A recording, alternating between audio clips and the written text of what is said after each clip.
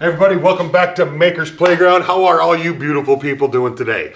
We got a fun one for you. I'm going to show you how to make this really simple joint. It looks complicated. It's really simple to make.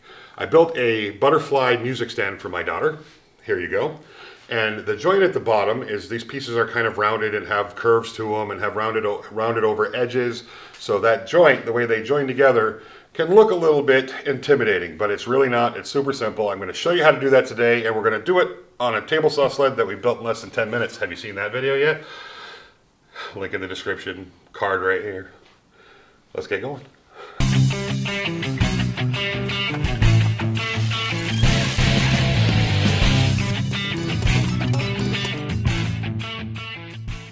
So the first thing we need is some wood. I can't ever say it like Bobby Duke says it. Wood. I don't know how he does it. Anyway, for this we're going to use some 2-inch alder right here. Okay, so the first thing we need to do is some really highly precise, advanced, fancy layout. We need a curve. Now I love the shape of an S curve, probably because my last name is Swan. So most of the stuff I make like that kind of has an S curve in it. So we're going to stick with that theme and start by making the stand or the tall piece of it, and then we're going to move on to making the little leggy things. That's a technical term.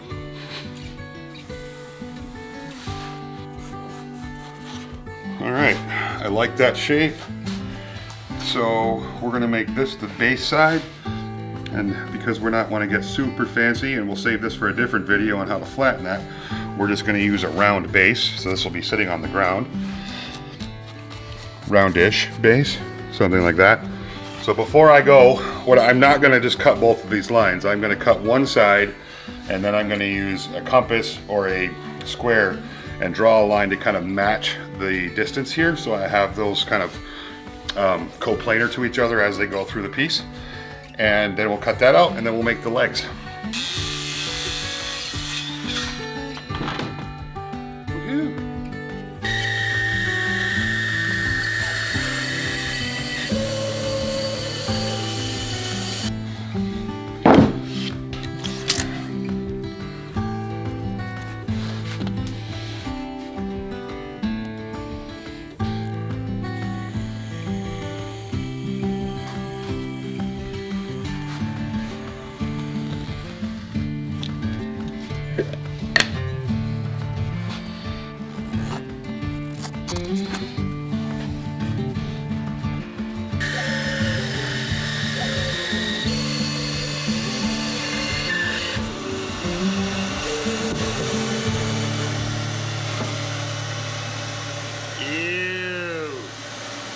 So rather than just scrapping these pieces or chucking them in the burn pile, I'm going to use these parts for that little leg section. So because I want to keep some symmetry between the curves here, I'm going to actually use this as a template, and I'm going to use these two pieces of material right here, this section and this section, out of what we just used to cut out each side of the leg. And then we're going to glue those together and cut that section out, and then I can show you the cool trick. Yeah.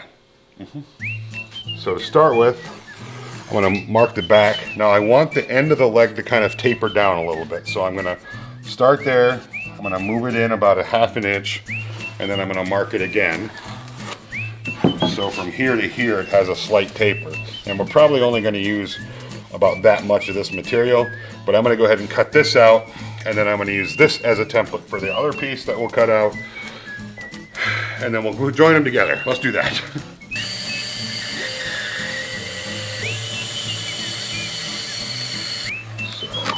Go ahead and shape this one out.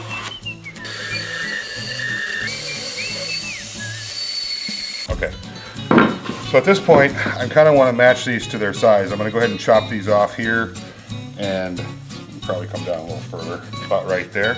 We'll round over the bottoms here, and decide where that cross section is going to be, where we're going to join these two together. Cut that, glue it up, route it, and then we're doing the jig thing.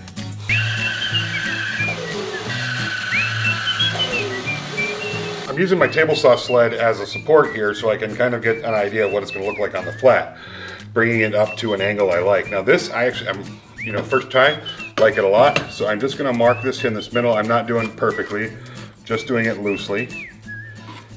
And I'm going to remove this material here. And then we'll come back to the table saw and use the table saw to get the joint perfect at that, that bow.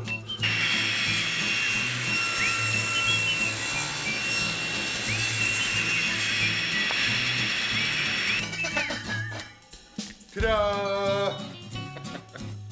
So I'm going to use this material as a spline to put these two together. So I kind of want to get like the halfway mark, which is pretty close right there. And then I'm going to raise my table saw blade about up to that halfway mark. Right there. And we're going to use a double spline. So I'm going to set my table saw up, say, yeah, about that far away. High tech measuring right here. And then you can build a sled for this if you're not comfortable doing this by hand. In fact, probably should build a sled for this, or in this case, I'm just going to run it through, flip it around, run it through again, repeat the process on here, and then spline these two together.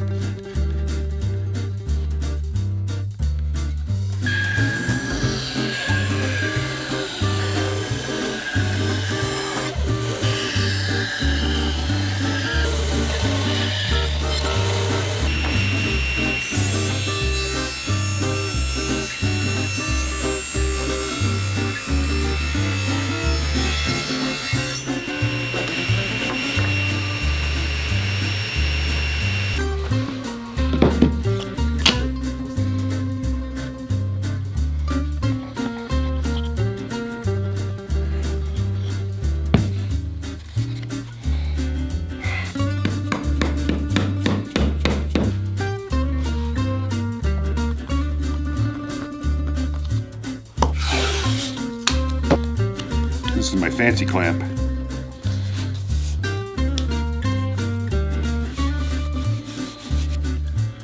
Okay.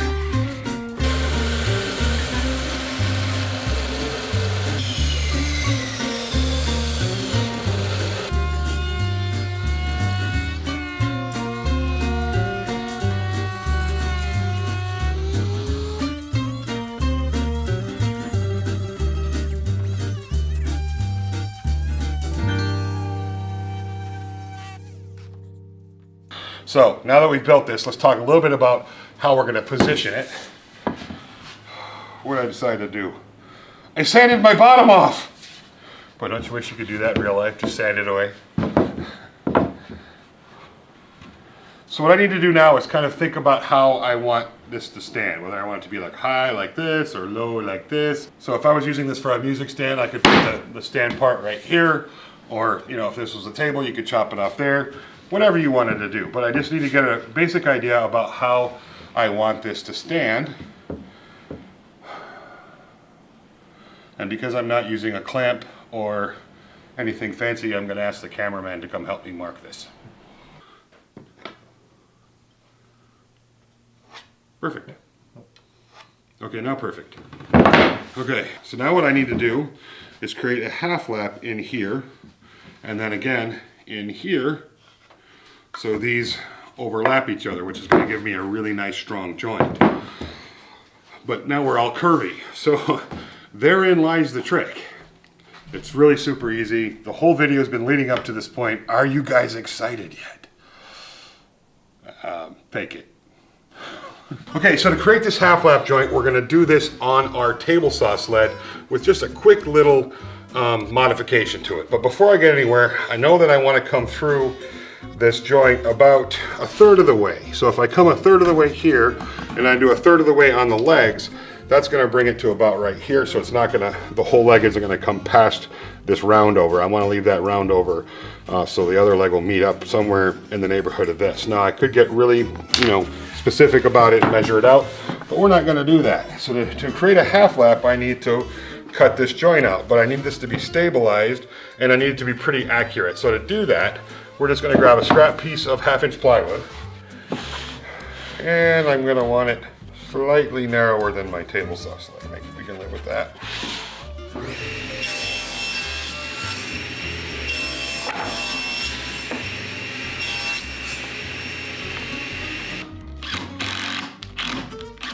Okay, so I put a stop block at one side here. I'm going to put a stop block on the other side here, but I want to use a piece of the material. So this is actually going to be ever so slightly wider than this because I've sanded that now, but we're going to go ahead and let that play. So we're going to pretend like we ran this thing through the planer, and if there's any variant at the end of the cut, like little tiny gaps, we're going to live with it. So I'm going to use this as a spacer between my board here, and then I'm going to go ahead and screw this board down.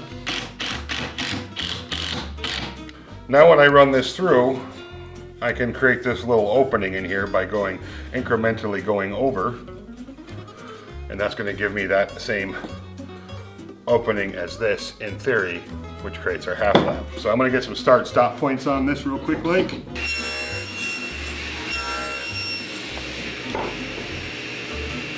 Oh, I forgot to minus the width of the saw blade. So you want to take off the width of the saw blade coming across it, and we're going to guess.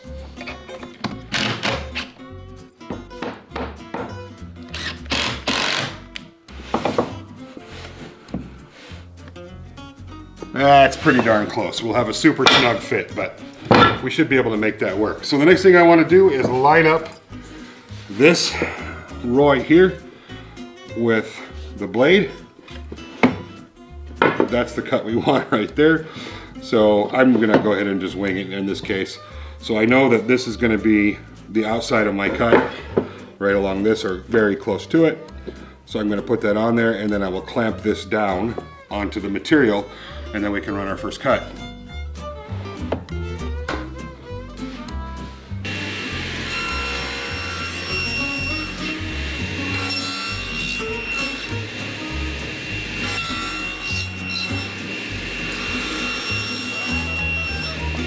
Quick little test fit in here to make sure that we're going to be able to squeeze them together, and that looks alright. Nice. You see all the little saw grooves in there? I'm not going to worry about that, because when we put that other half lap on, that's all going to get covered. That actually is going to create some more good mechanical bond for the glue that we put in the joint.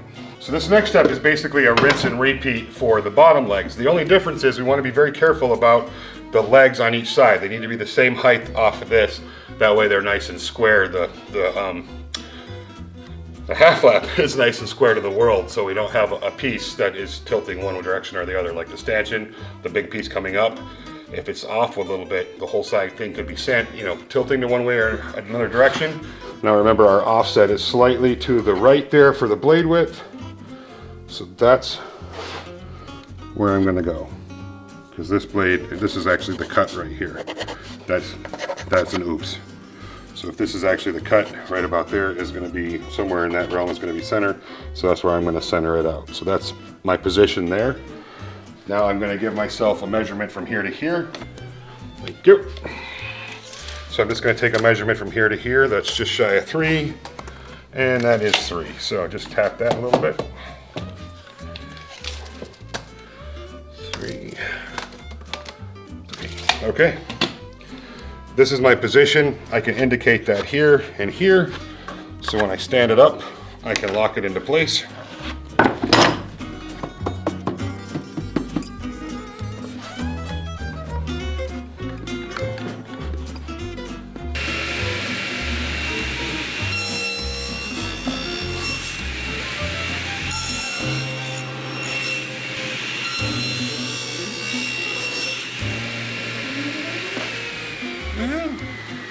And just like that, we're done. Let's take it over to the workbench and see how it looks.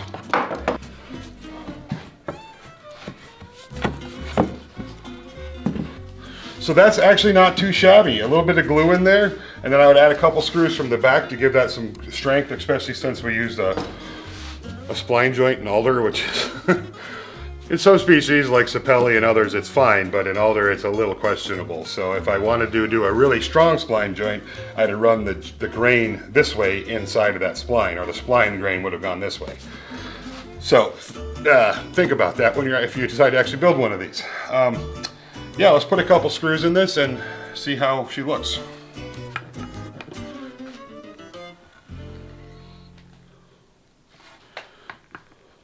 Lots of glue there in that pocket because those ribs from the blade, that'll squeeze into the others and create a nice mechanical bond.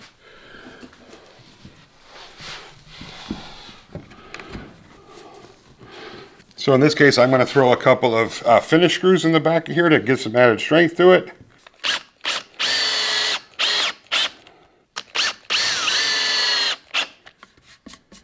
All right. Woohoo! It's alive!